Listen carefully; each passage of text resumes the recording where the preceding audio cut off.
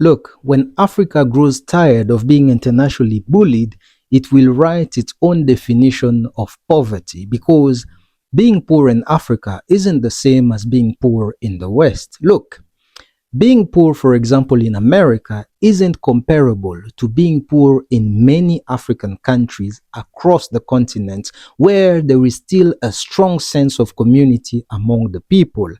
And oftentimes, the people whom Western NGOs classify as poor are those who do not have money. But the nuance here is that they eat healthy, nutritious food from the land on a daily basis.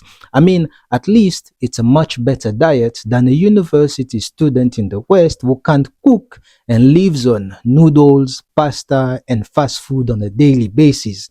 And yet, it is that same student chained by student loans whom in the future would travel to Africa to tell the people that they are poor, all while working in Africa to pay back student loans in the West. However, in contrast, someone who is poor in America, for example, often means being homeless, living precariously, and below the standard associated with what is considered normal in the so called developed society, one that is brutally individualistic. You see, while the two share similarities, they are not the same. They are not the same. Yet, the African case is often portrayed as the worst one, sending a message out there that it is better to be poor in the West than in Africa, when in reality, being poor anywhere on this earth means living in captivity because poverty makes you a war prisoner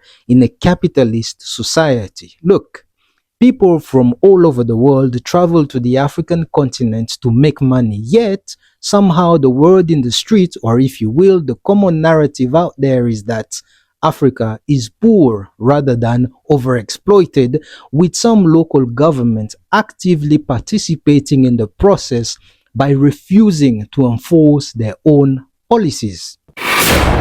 We, ni nini?